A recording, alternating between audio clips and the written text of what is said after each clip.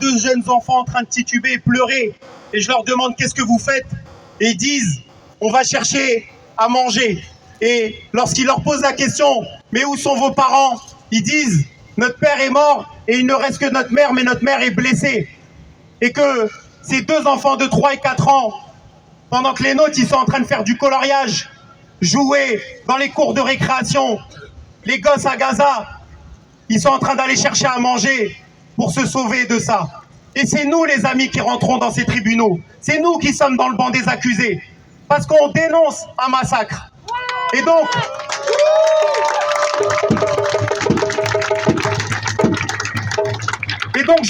je pense que la première victoire qu'on obtient, c'est qu'ils voulaient essayer de nous défoncer la gueule de manière anonyme, nous criminaliser de manière anonyme, mais qu'on leur a montré qu'on est capable de faire un bloc de résistance immense, parce que il y a la graine de l'ensemble des militantes et militants du mouvement ouvrier, du mouvement palestinien, du mouvement antiraciste, du mouvement écolo qui est présent sur cette place. On n'est pas tous d'accord les uns et les autres, et on continuera à avoir nos désaccords. On a nos propres désaccords même avec nos enfants et nos familles. Pourquoi pas avoir des désaccords entre organisations politiques et syndicales? C'est plus que normal. Mais on a montré aujourd'hui que les désaccords, ils sont derrière. Qu'en face à nous, il y a la répression bourgeoise. Et que face à la répression bourgeoise, nous marchons ensemble, en fraternité, en solidarité, contre ceux qui essaient de nous fracasser. Aussi criminalisez pas ces gens-là. Et Eugénie Mériot, qui est constitutionnaliste et qui nous fait l'honneur de batailler à nos côtés. Mais en plus de ça, les amis, parce qu'ils n'étaient même pas prêts à ce qui allait se passer, on avait un témoignage de 3 pages de l'historien israélien, l'historien parmi les historiens du nettoyage ethnique à Gaza, qui est Ilan Pappé, qui a fait 3 pages.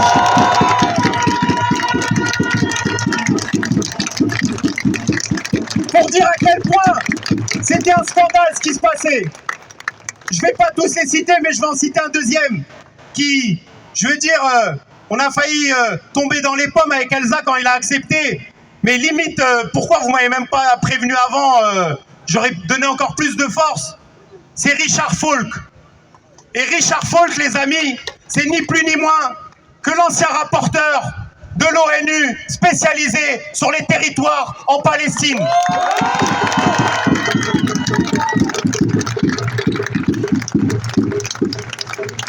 Donc quand je dis qu'on voulait en faire le procès du génocide en Palestine, c'est pas juste une formule, une rhétorique.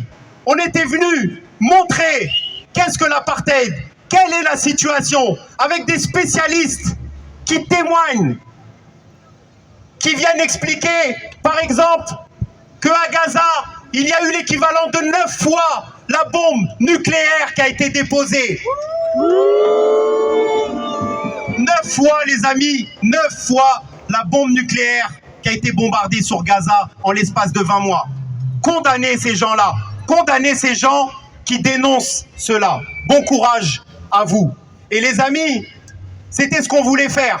Et malheureusement, on a un parquet qui a cru qu'il allait nous envoyer.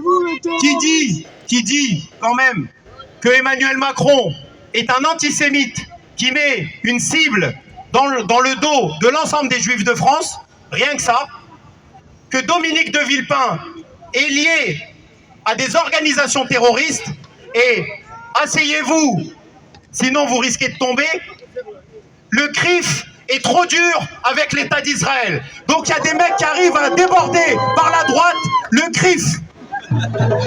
C'est ça. Ce sont ces gens-là qui nous attaquent. Et vous savez quoi? Ils n'ont même pas fait de conclusion. Normalement, pour celles et ceux qui connaissent un peu la justice, vous avez 2 côtés qui s'opposent. Bah, nous, on fait des conclusions où on explique sur quoi on va plaider, sur quoi on va se défendre. Et la partie adverse, au moins, elle prend 5 secondes avec un stylo bic, au moins, prendre une feuille A4 et dire pourquoi elle t'accuse. Et bien, même une feuille A4, ils ne sont pas donné la peine de le faire. Voilà. Donc toi, pendant 1 an, tu fais des rassemblements, tu fais des motions, tu fais des tribunes dans la presse, etc.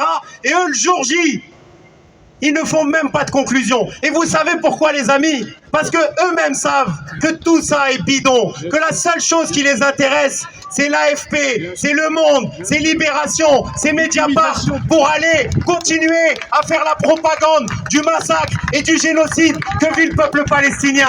Ils veulent qu'on serve de panneaux publicitaires à la propagande de Netanyahou ici. Et je ne suis pas un bouffon, je ne suis pas un panneau publicitaire, et il est hors de question qu'on capitule. Et ils ont intérêt à être là le 25 juin 2026, parce qu'aujourd'hui, ils ont échappé belle à cette sanction magistrale qu'on va leur mettre. Parce qu'on va gagner, les amis, on va tout faire.